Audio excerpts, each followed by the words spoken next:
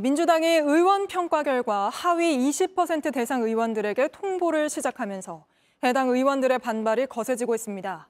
어제 김영주 국회 부의장이 탈당을 선언한 데 이어 오늘은 비명계 박용진, 윤영찬 의원이 하위 10%에 포함됐다며 이재명 사당 만들기라고 강하게 비판했습니다.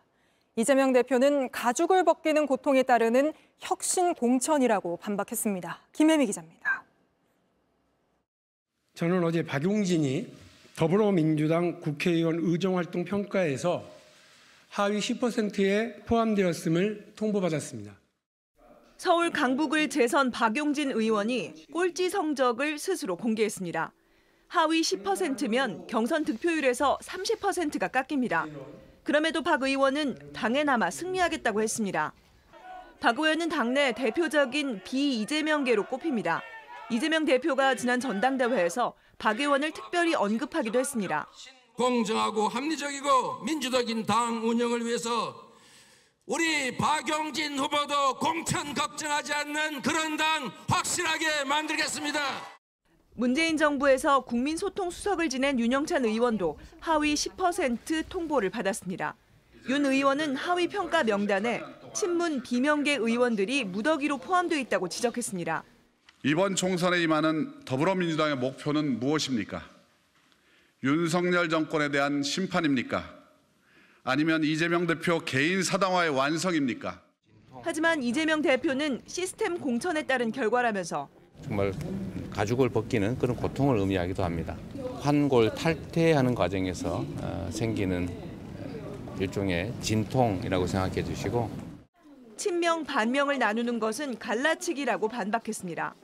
그러나 친문과 비명계 의원들은 비공개 회동을 갖고 조직적으로 반발할 움직임도 보이고 있습니다.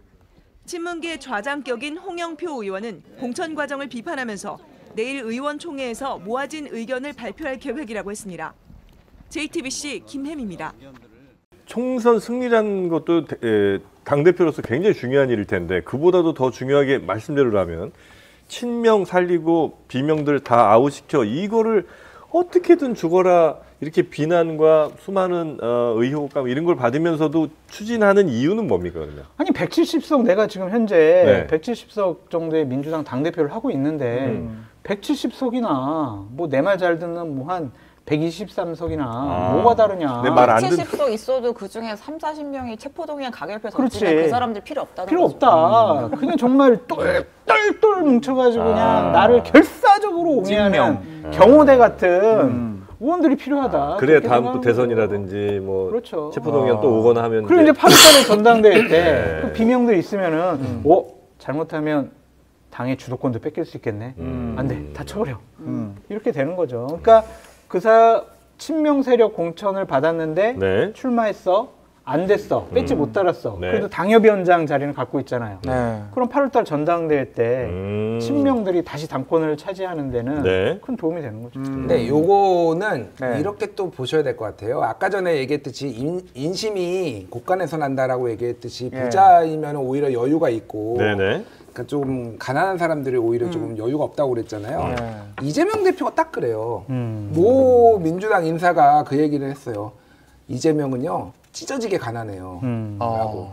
이게 정치적인 비유입니다. 그러니까 가지고 있는 게 없다라고 본인은 그렇게 생각을 했지. 본인은 역대 민주당에서 최고 득표율인 77.7%로 당대표가 돼서 압도적으로 당원들의 지지를 받고 있지만은 그 친명과 이재명 대표는 본인들은 영원한 비주류예요. 왜냐면 아까 얘기했듯이 의석도 친문들이 더 많고 친명은 사실 생각보다 그렇게 많지 않아요. 그러니까 뒤늦게 막 내가 친명이요, 내가 이재명이요, 막 이렇게 하는 사람들인 거지 생각보다 많지 않다라고 본다라면은 내가 지금 주류가 되는 과정이에요. 사실은 이게 심리적인 거고요. 심리적으로 굉장히 큰 압박을 받고 있고 내가 언제 버려질지 모른다. 그래서 이거를 안정적으로 하기 위해서는 끊임없이 이런 내부 투쟁, 그러니까 영구혁명 같은 거예요, 일종의. 그러니까 트로츠키의 영구혁명, 뭐 그냥 비유입니다. 그러니까 제가 말하는 거는 어쨌든 이게 그래서 쉽게 끝나지 않는다라는 거예요. 이재명의 마인드로 봤을 때는 굉장히 파열음이 세게 날 것 같다. 신문에서도 얘기가 나옵니다. 이철희 수석이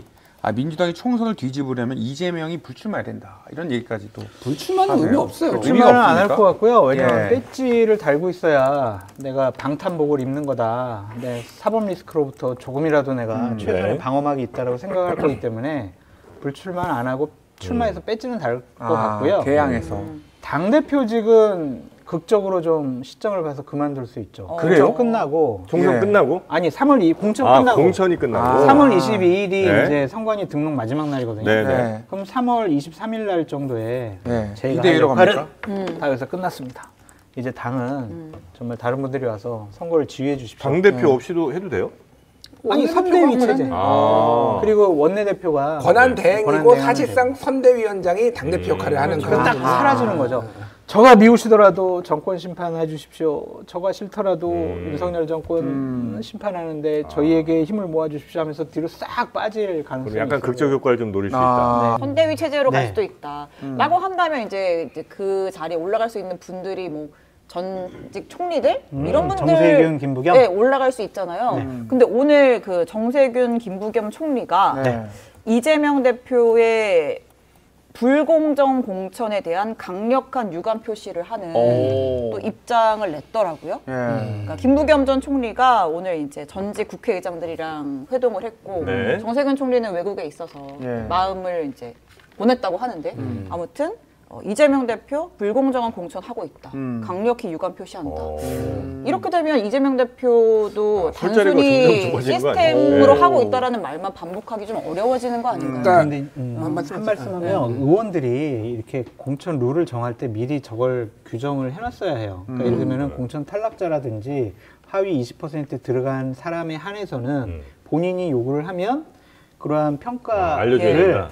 좀 다 보여줘야 된다. 그런 거를 의총에서 결정해가지고 총선 기획단에서 그 조항을 넣었어야 되는데 그걸 안 넣은 것이 네. 의원들이 좀 실수한 부분이 아니냐 그런 생각.